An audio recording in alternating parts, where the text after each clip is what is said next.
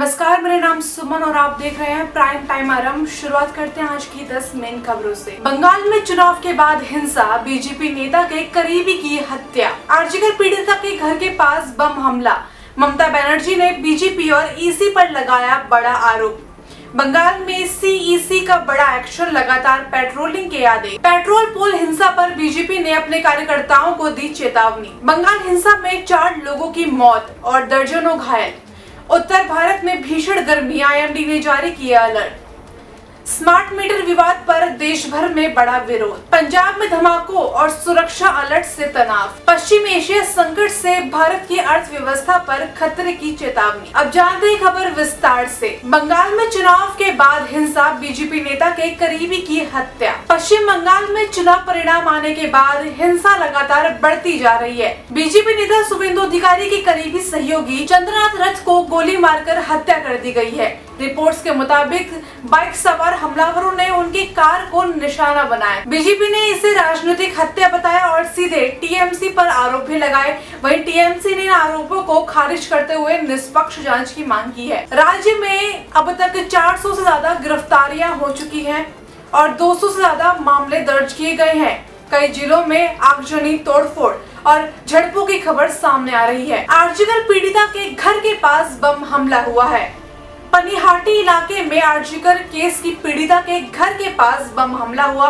Reports के अनुसार bike पर आए हमलावरों ने बीजेपी कार्यकर्ताओं को निशाना बनाया, जिसमें 5 लोग घायल हो गए हैं। घटना के बाद इलाके में भारी पुलिस बल तैनात कर दिए गए हैं। विपक्ष ने राज्य सरकार पर कानून व्यवस्था पूरी तरीके से फेल होने का आरोप भी लगाया। टीएमसी प्रमुख ममता बनर्जी ने चुनाव हारने के बाद बीजेपी इलेक्शन कमीशन और एसआईआर प्रतिक्रिया पर गंभीर आरोप लगाए हैं। उन्होंने कहा कि बंगाल चुनाव में डर्टी एंड मिस्चीवियस गेम खेले जा रहे हैं। ममता ने दावा किया कि लाखों वोटर्स के नाम सूची से हटाकर और चुनाव प्रतिक्रिया प्रभावित हुई है।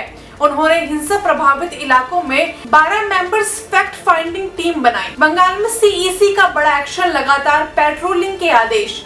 Chief election commissioner Gyanesh Kumar ने पश्चिम बंगाल में लगातार सुरक्षा, पेट्रोलिंग और हिंसा करने वालों पर कड़ी कार्रवाई के आदेश दिए हैं।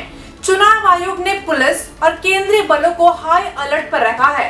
कई संवेदनशील इलाकों में फ्लैग मार्च भी किया जा रहा है। बीजेपी ने पश्चिम बंगाल में अपने ही कार्यकर्ताओं को चेतावनी दी कि यदि कोई हिंसा में शामिल होता है तो उसे पार्टी से निकाल दिया जाएगा। बंगाल के बीजेपी अध्यक्ष शम्मिक भट्टाचार्य जी ने कहा कि कानून हाथ में लेने वालों के खिलाफ कार्रवाई होगी।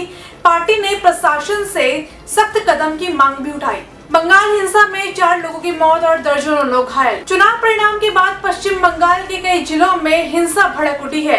रिपोर्ट के मुताबिक अब तक कम से कम 4 लोगों की मौत हो गई और दर्जनों लोग घायल हैं। कई पार्टी कार्यालयों में तोड़फोड़, आगजनी की घटनाएं हुई। राज्य में राजनीतिक तनाव लगातार बढ़ रहा है। उत्तर भारत में भीषण गर्मी, आईएमडी ने दिया अलर्ट। भारत मौसम विभाग ने मई महीने में सामान्य से ज्यादा हीट वेव्स डे की चेतावनी दी। दिल्ली, राजस्थान, गुजरात और महाराष्ट्र समेत कई राज्यों में तापमान तेजी से बढ़ रहा है। ऊर्जा मांग रिकॉर्ड स्तर पर पहुंच गया है और बिजली खपत लगातार बढ़ती जा रही है। कई राज्यों में हीट वेव्स अलर्ट भी जारी कर दिया गया है। स्मार्ट मीटर विवाद में देश भर में बड़ा विरोध। देश के कई राज्यों में स्मार्ट मीटर के खिलाफ प्रदर्शन जारी है।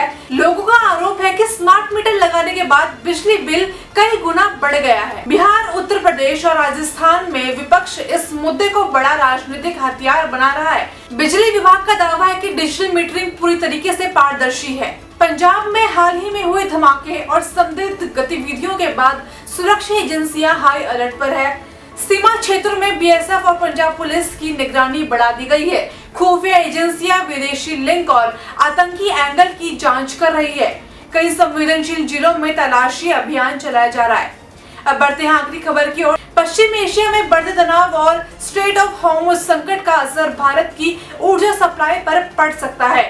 तेल कीमतों में बढ़ोतरी से भारत की अर्थव्यवस्था पर दबाव पड़ने की आशंका है। एक्सपर्ट्स का कहना है कि यदि तनाव और बढ़ा तो पेट्रोल, डीजल और बिजली उत्पादन की लागत प्रभावित हो सकती है। और ऐसी ही दिन दुनिया की खबरों के लिए देखते रहिए आरंभ न्यूज।